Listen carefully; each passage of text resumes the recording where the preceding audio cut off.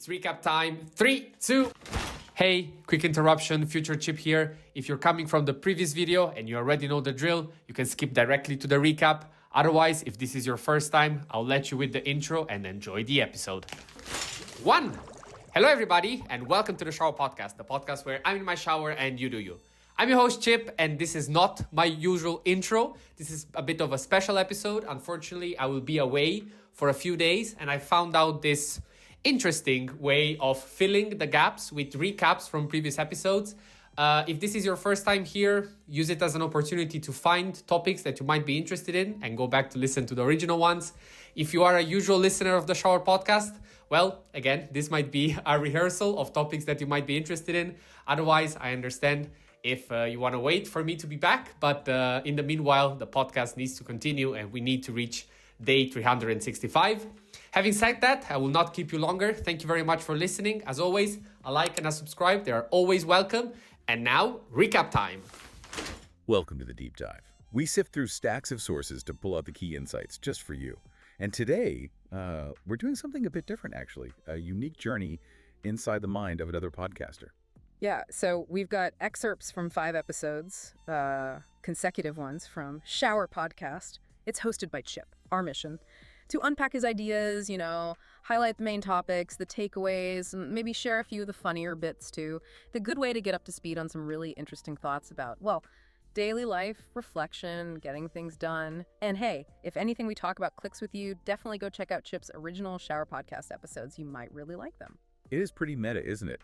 Analyzing another creator's reflections like this, it gives you a unique angle on these sort of universal human things, seeing common challenges, but, through someone else's very personal lens. It's quite fascinating. Totally agree. It's a brilliant idea. Okay, so let's get into it. Episode 204, it's called Just One Look. Chip starts this one right after a break, says he's feeling really well, much better than after a previous break where apparently his body wasn't quite cooperating. Relatable. Pushing a bit too hard on downtime. We've all done that. Exactly. And the core idea here is, it's about how just a single glance at something, an object, a place, can just totally shift your mode. And importantly, remind you of your why. It's not just remembering something. It's like reconnecting.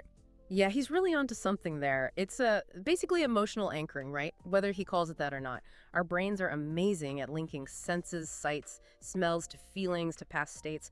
So he's pinpointing this powerful way to find fulfillment. We often lose steam with big goals because they feel so abstract, so far away. But these little tangible things, these reminders, he calls them hidden fuel. They're like little triggers. Hidden fuel, I like that. Yeah, and by having them around, you're not just reminiscing. You're actively sort of priming yourself emotionally to get back in touch with that bigger purpose. He gives a great example, too. Super vivid. He talks about wearing new summer sandals, and bam, instantly he's back on this mini vacation he took with friends near the sea, Rimini in Italy. Oh, nice. Yeah, and he says the sandals were just perfect, comfortable, worked for everything, even played sports in them. Wow, versatile sandals. Right. And just putting them on brought back all that joy, changed his whole outlook. It really makes you think, what are my hidden fuel objects? Exactly. And it's not just things either. He mentions a photo, too. Oh, yeah? The photo. A photo he took of friends hugging at the airport, saying goodbye after that same trip. And he emphasizes, looking at it again, it's not just a memory. It actually changes how you see things, how you value relationships. Interesting. It's like these moments, these little snapshots of happiness, they contain that energy, that hidden fuel. You shouldn't just leave them behind. You got to leverage that past joy. Leverage past joy for present purpose. Yeah. That's good. He finishes that episode saying he's starting very slow, but he's got plenty of ideas from his break. He certainly did seem to have ideas lined up. Oh, yeah, because the next one, 205, Who Are You Today, jumps right for those external memory triggers to looking inward. But first, he mentions a pretty cool milestone. Ah, yes, the 200 episodes. 200 consecutive episodes. Said he didn't want to jinx it the day before, so he saved the mention. That's some serious consistency. It really is. Quite the streak. So, Who Are You Today delves into this whole idea of alter egos. How many different characters can one person play? It makes you think about your own different sides. It does, and then kind of out of left field, he references the TV show Dexter. Oh, really? Dexter? Yes, specifically that moment where Dexter is questioning himself. Am I a brother, a husband, a killer? Chip immediately adds, not in the killer aspect. which, is pretty funny. Okay, good clarification. But he connects with that identity struggle minus the serial killing. And then he gets personal.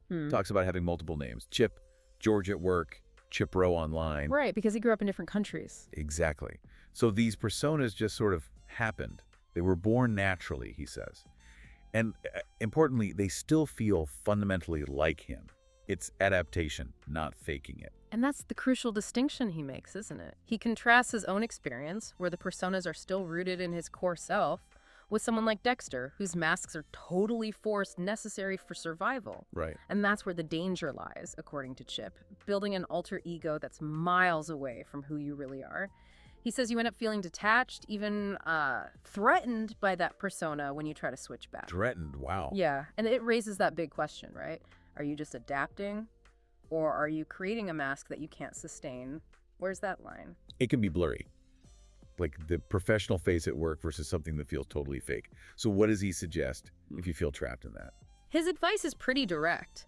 If you feel uncomfortable, like you can't be yourself because of pressure from people, places, whatever he says, stop, think about it, and try to find a way out. Stop, think, find a way out. Okay. Yeah. Because staying too long, he warns, you can actually trick yourself. You start believing you are that mask. Oof. And you risk leaving behind your true self. It's about like protecting your core identity. Can you be coherent across different settings, or is the mask gonna crack? That's heavy stuff. Okay, so from identity, he shifts gears again in episode 206, living in the clouds. And you can actually hear he's tired in this one. He mentions it, says it fits the relaxed vibe. I appreciate that honesty. Yeah, it makes it feel more real. And there's a link back to episode 204 here. The inspiration came from his flight home from that Italy trip. The flight again. Yeah, flying low, just above the clouds. It really captured his imagination. That imagery, flying just above the clouds, it becomes this lovely metaphor for being stress-free. He describes it as no stress, no responsibility, just enjoying the moment. It's such a peaceful image. It really is. He mentions the Italian saying, having your head in the clouds, meaning daydreaming. And he literally fantasizes about just sitting on a cloud, worrying about nothing, observing how still and calm they look from the plane. That peaceful state you can get into on a flight sometime. Totally. I've definitely zoned out staring at clouds out the window. Yeah, it's common. But Chip's core point here is really insightful. He says, look, some stress is good, necessary even. We need it for progress. He said that before. Right. But living at peak stress all the time, that's just damaging. And he argues if you see being in the clouds, that downtime, that mental rest as just wasting time. You're losing out. You're losing a lot, yeah. Yeah. You're missing a vital piece of well-being. It makes you question why we often value doing over just being. That's a good question. His call to prioritize yourself, your people, what really matters. He admits it might sound cheesy and not very applicable in our busy world. Yeah, he did say that. But it's a powerful nudge towards, balance. Recognizing that downtime isn't laziness, it's essential maintenance. Essential maintenance. I like that. Yeah. He also mentions people find his voice calming, so this tired, relaxed episode kind of fit perfectly. Nice synergy there. So speaking of not being calm or struggling to get going, Yeah. episode 207 is Ready to Drive, moving from calm to tackling inertia. He starts with this great little scenario. Imagine someone needs to go somewhere fast, they toss you the keys, and you're like, yeah, sure, but give me a sec. Ha! Yes, that give me a sec moment. I know it well. Me too. He talks about hitting that wall himself. Yeah. Analysis paralysis on a slow Saturday. Knew what he could do, knew solutions, but just couldn't start. Realized, ultimately you have to do it. But he admits crashing on the sofa watching college tennis like 2 or 3 times first. Been there. The magnetic sofa pull on a Saturday is real. Yeah. So what gets him unstuck? It's this brilliant car analogy he uses. Oh, the driving analogy. Yeah. Getting the keys, making the decision isn't enough to actually go anywhere.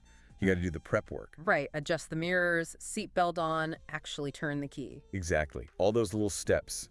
Are you really ready to drive, or are you just expecting to magically be in motion? We forget those transition steps, don't we? Expecting that instant shift from 0 to 60. Totally. And that's his key insight.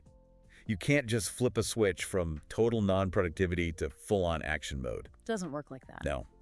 It's better to start with something easy, even if it's not the main task. Like, he suggests just going for a walk. Change the scenery, change the state. Yeah, just distance yourself from that stuck feeling.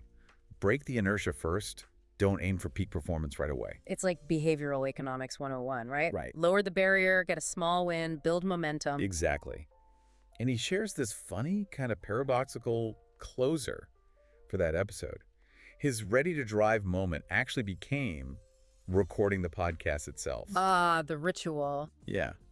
Even though it was the end of a lazy day, the act of sitting down to record put him in a state of doing something. It gave him that push. That's a great example of how routines can be powerful anchors for productivity. Find your trigger. Definitely. Okay, so that brings us to the last one in this batch, episode 208, your best muscle. He poses this intriguing question.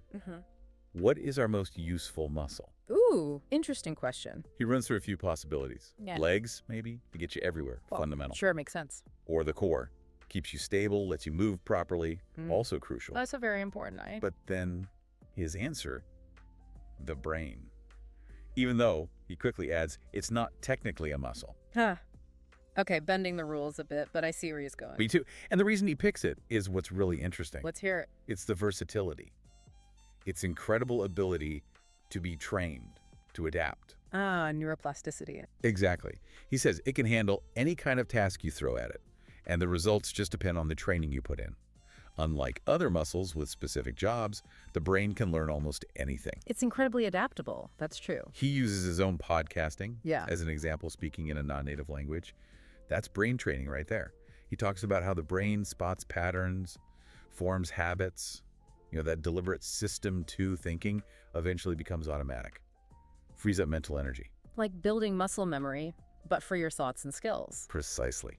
So if it's so adaptable, what's the challenge? Why don't we just keep learning everything? Well, the challenge, Chip says, is our tendency to stick with what's easy, our comfort zones. It's efficient, but it limits growth. Ah, the path of least resistance. Yeah, so the solution, actively go out there and do something that you're not capable of doing at all, or something you're trying to get better at. Push the boundaries. Requires meaningful repetitions, he says. Connecting it back, 'cause if you train your brain like this, it can tackle anything. That's why it's the perfect muscle, its adaptability. It's really a call for lifelong learning, isn't it? Constantly challenging yourself. It is. And he admits, guess where this idea came to him? Let me guess. On a plane. Wingo. Seems flights are his thinking space. Definitely a recurring theme. He ends with a challenge for you, the listener. Think how much more you could do if you really invested time in training your brain. That's quite a thought. Very thought-provoking. So wow, that was quite a journey through Chip's thoughts. From finding that hidden fuel in little moments, to figuring out our authentic selves, managing personas, Finding calm. embracing the calm, Yeah. then kickstarting productivity when you're stuck, The ready-to-drive idea. and finally committing to training our most powerful tool, the brain. It covers a lot of ground. It really does. And, stepping back, is there maybe a unifying thread running through all of this? What do you think? Well, perhaps it's about intentionality. Intentionality. Okay. Yeah, like intentionally noticing what brings joy. Intentionally aligning actions with your true self. Intentionally seeking calm. Intentionally preparing for action. And intentionally challenging your mind. Yeah, I see that. All these different reflections, they seem to point towards a more deliberate, a more intentional way of moving through life, even with all the daily chaos. It's about being active in shaping your experience, not just reacting. That's a really powerful way to frame it. Intentionality. Love that. Well, thank you for joining us on this unique deep dive into Chip's world. Hope you found some insights, maybe some hidden fuel for your own journey. Hope so too. See you tomorrow.